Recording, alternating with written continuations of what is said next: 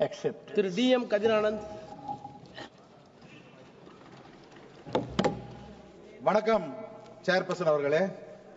Sir, I rise today to address the Boilers Bill 2024.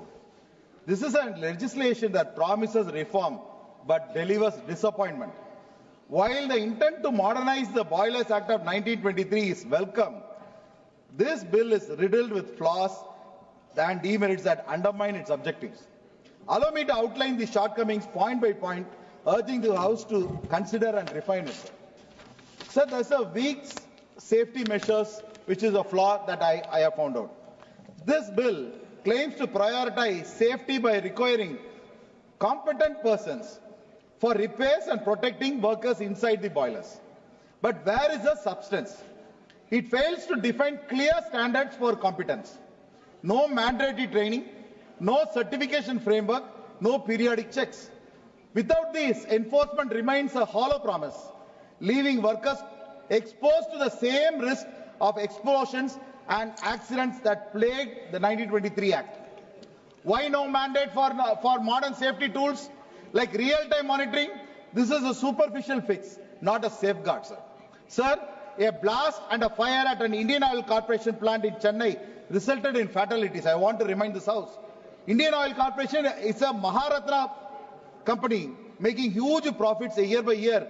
The amount of income generated by IOCL, it can definitely focus more on safety and security of the boilers used in their companies. I think the Petroleum and the Natural Gas Ministry has to focus on this. Sir, I should remind the House of the Bhopal gas leak incident, which is also a big incident that took many of the lives because of these boilers. Another boiler explosion at the NLC, India's thermal power plant in Tamil Nadu, resulted in multiple fatalities and injuries, sir. The NLCL is also a Maharatna company having huge income generation, and therefore, I urge the union government to be more focused on the safety and security of the boilers used in the companies. And there's an environmental neglect in this bill, sir. Boilers are major polluters. Yet this bill is silent on the environmental responsibility, which is the talk of the town. There is no push to phase out high emission boilers, no incentives for cleaner fuels, and no integration of renewable energy options. As India chases the climate goal, the omission is indefensible. Are we to let air pollution worsen and our net zero commitments falter because of legislative inertia? The bill must address the ecological cost of the industrial progress, sir. The flawed decriminalization, very important point. The shift from the fines to penalties for 4 of 7 offences aims to erase business burdens, particularly for the MSME. Yes, it weakens accountability. The line between the minor and major violations is a blurry, inviting subjective enforcement by inspectors. Worse, more penalty powers to executive hands, sidelining courts, risk bureaucratic overreach and corruption. Far from the ending the Inspector Raj, this could enrich it. Clarity and judicial oversight are not negotiable. The centralized overreach. India's industrial landscape is diverse. States thrive on manufacturing while others lag. Yet this bill imposes uniform legislation and inspection norms via the Central Boilers Board with a little room for state-level flexibility, sir. This centralization strives local innovation and ignores regional needs. Why not empower states to adopt standards for honoring our federal structure? One size fits all is a colonial relic we must discard. As per the bill, the union government will constitute a Central Boilers Board to frame regulations. The bill provides that regulations made by the Central Boilers Board and rules made by the state government will be finalized after publication for public consultation. However, the bill does not require public consultation for rules framed by the union government. This is a major flaw. This will only add fuel to big brother attitude of union government and its unnecessary dominance over the state governments. There is a need for public consultation of the rules framed by the union government also, sir. Sir, I am concluding, sir. Lack of stakeholders' input. Who shaped this bill? Not workers, not trade unions, not environmentalists, not small industrialists. Their exclusion is a glaring flaw, where the provision for the workers' voices in safety audits, Where is the support for MSME facing compliance costs?